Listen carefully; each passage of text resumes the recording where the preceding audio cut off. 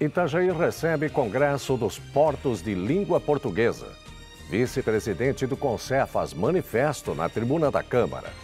Chuva causa alagamentos e deslizamentos em Itajaí. 13 de abril de 2016, o Jornal da Câmara já está começando.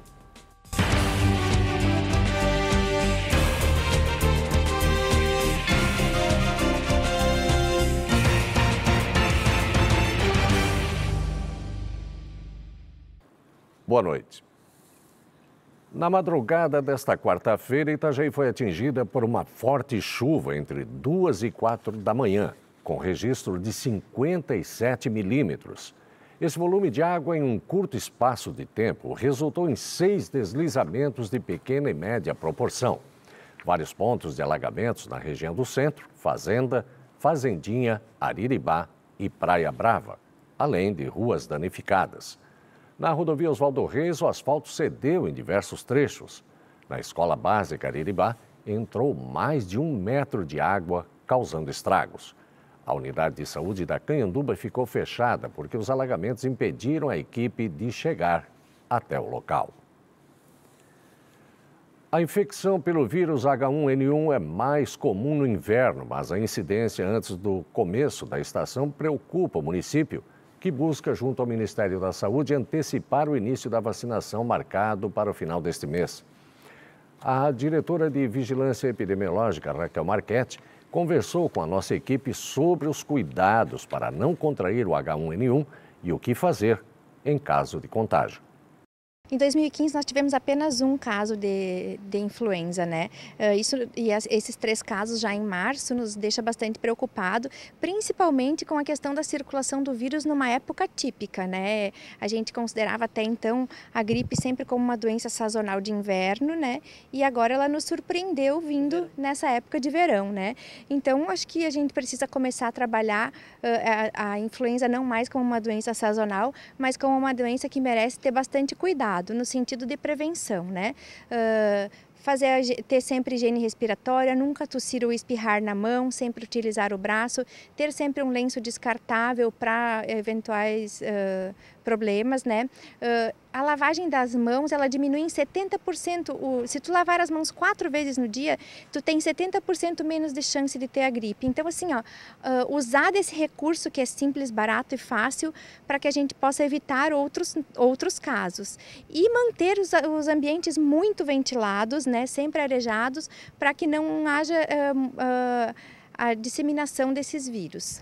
E Raquel, você nos falava também em questão de prevenção. Todo o inverno, por ser ainda considerada como uma doença sazonal, há a vacinação de idosos, grupos de risco e crianças contra o influenza. Esse ano está se pensando em adiantar essa vacinação?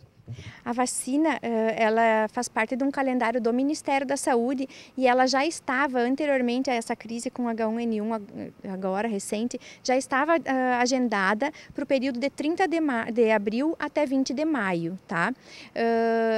O secretário de Saúde do Estado de Santa Catarina tem tido conversas com o Ministério da Saúde e solicitado que seja antecipada a vinda dessa vacina. Oficialmente, nós não recebemos nada falando que essa vacina vai ser antecipada. Então, assim, só lembrando para a população, são medidas simples que podem ajudar a evitar um surto de gripe. Sim, lavagem das mãos, né, com eficiência, não é passar a mão embaixo da água, é lavar as mãos com água e sabão, efetivamente, várias vezes ao dia, quando descer de ônibus, quando, mexer em maçaneta, procurar ter sempre as mãos higienizadas. Lembrando que 4 vezes uma boa lavagem das mãos diminui em 70% o risco de ter a gripe influenza, né? E outros cuidados principalmente a ventilação dos ambientes, procurar não ficar em ambientes de confinamento, muita hidratação, né? E assim, muito importante, procurar um atendimento médico em qualquer suspeita de gripe. Tem febre, tem tosse, tem coriza, procura uma unidade de saúde. Não adianta se automedicar. A grande maioria das pessoas, inclusive dessas pessoas que tiveram óbito agora no município vizinho, foram pessoas que não procuraram um serviço de saúde, que foram se automedicando com alguma coisa que tinha em casa de medicação, tá?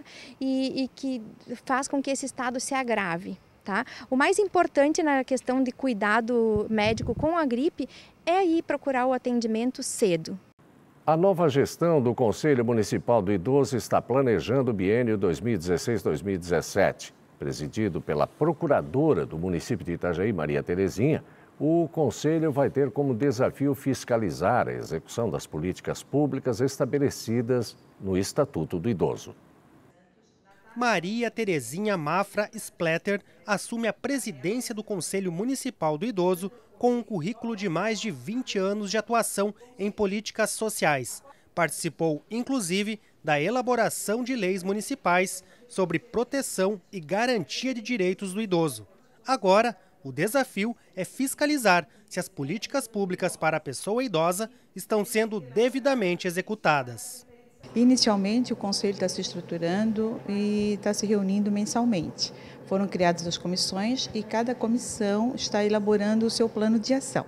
A partir da elaboração do plano de ação, nós vamos para campo para ver como estão sendo encaminhadas as políticas de assistência ao idoso. O Brasil hoje ele está caminhando para a composição de uma população idosa.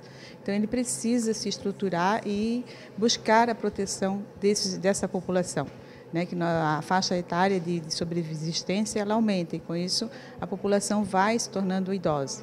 Por isso se criou o Estatuto e agora nós estamos, como Conselho, nos estruturando para fazer a fiscalização dessas entidades de proteção. O idoso ainda sofre muita violência, ainda existe muito isso? O idoso, a gente vê assim, que a população idosa é uma população que não é tão considerada, né? Talvez se criou a política da melhor idade, mas ainda há muito o que fazer. O vice-presidente do Conselho Municipal de Segurança Alimentar e Nutricional de Itajaí, o CONSER, Getúlio Bittencourt, utilizou a tribuna da Câmara para ler um manifesto do Conselho. Ele destacou que o CONSER luta para garantir que a população tenha uma alimentação adequada e lamentou o cancelamento da construção do restaurante popular. Apesar do município de Itajaí dispor de um grande coeso de conselheiros, pouco avançamos nas políticas públicas de segurança alimentar e nutricional, se comparado aos demais municípios e até a nível nacional.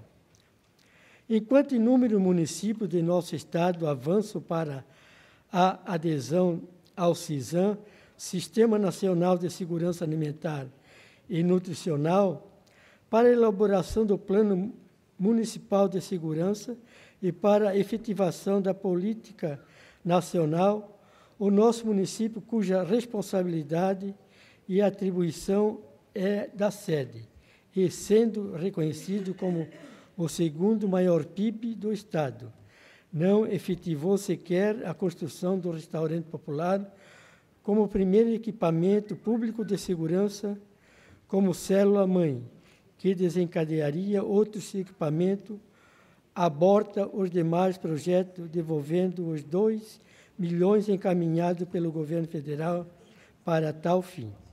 E você vai ver em instantes, Itajaí recebe Congresso dos Portos de Língua Portuguesa. É depois do intervalo aqui no Jornal da Câmara. Até já. Repolitizar é a nossa nova maneira de fazer política. A Câmara de Vereadores de Itajaí definiu medidas sérias nessa atual gestão. Com o Plano Câmara Sustentável, houve uma reforma administrativa e tivemos uma melhor gestão de recursos. Isso rendeu economia de 30% na verba anual da Câmara e foram devolvidos mais de 10 milhões de reais para a Prefeitura. Isso mostra uma gestão eficiente, comprometida e com resultados consistentes. Venha com a gente repolitizar.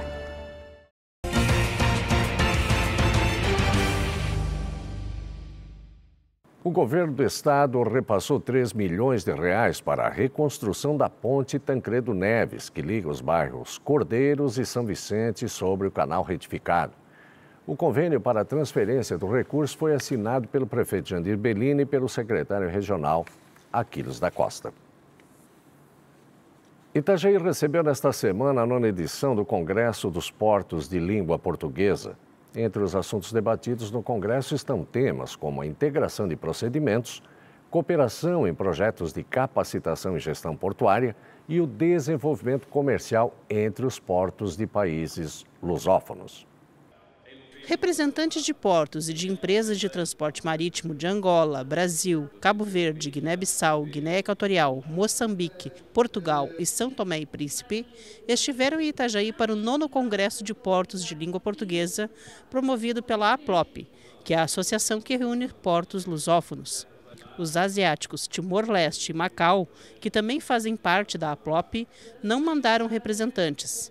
Mas quem veio a Itajaí tem a certeza de que a integração entre países que falam a mesma língua facilita o desenvolvimento de todos. Como fundador e ex-presidente também da APLOP e atualmente como conselheiro, e neste caso também estou no Congresso em representação da senhora Ministra do Mar do Governo de Portugal, para nós este processo da APLOP é um processo muito interessante, é um processo que tem tido um trabalho muito profícuo desde a sua fundação, em 2010, e na qual os portos decidiram unirem-se na perspectiva de se criar uma rede que permita contribuir para o desenvolvimento das economias dos países da língua portuguesa. É um movimento de facilitação, de busca de facilitadores no intercâmbio comercial, buscando, pelo fator que é o mais importante da comunicação entre as pessoas, que é a língua, um intercâmbio mais intenso para as relações comerciais e usando os portos como uma porta de entrada a esses países. Um dos temas debatidos foi a implantação de uma plataforma de compartilhamento de informações e de capacitação,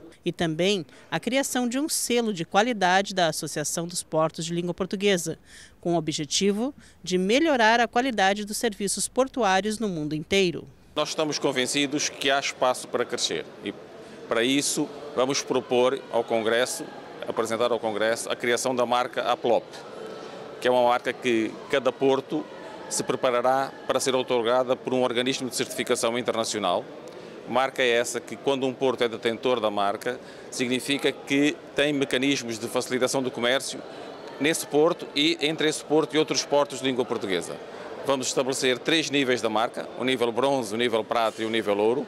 Quem atingir o nível ouro está no top da facilitação do comércio entre portos de língua portuguesa, com toda a tramitação processual por via eletrónica, permitindo um rápido desembaraço das mercadorias e dos navios e, com isso, criando competitividade para os portos que falam português. O que é que nós precisamos avaliar? É avaliar quais são as potencialidades de cada um dos países. Quais são os produtos exportáveis ou importáveis em cada um dos países e trazer sinergias para que ganhemos valor acrescentado nas relações econômicas entre os diferentes países.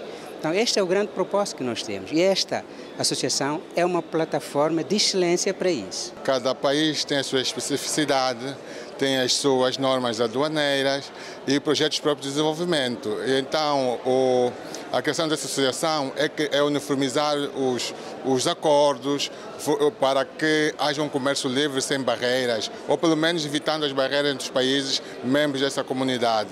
E também para a facilitação do comércio entre os países membros, porque o país produz umas coisas, não pode produzir tudo, Angola também produz algumas, e Portugal outras, e o intercâmbio é para todos uma mais-valia. O Congresso também debateu o papel das alfândegas na facilitação aduaneira, o direito internacional sobre portos e domínio portuário e o desenvolvimento do transporte marítimo entre os países de língua portuguesa. O requerimento 104/2016, de autoria do vereador Fernando Pegorini, do PP, foi aprovado na sessão de ontem com 18 votos favoráveis. O parlamentar pergunta ao Tribunal de Justiça de Santa Catarina se os Centros Judiciários de Solução de Conflitos de Cidadania, o SEJUSC, presentes nas comarcas de Blumenau e Brusque, apresentam resultados positivos. O vereador solicita ainda os números de atendimentos. Além disso, ele questiona se é possível instalar um SEJUSC em Itajaí em parceria com a Univale. E o Jornal da Câmara de hoje fica por aqui, mas você também pode assistir a esta edição pelo YouTube, no canal da Câmara de Vereadores de Itajaí. Uma excelente noite. Até amanhã.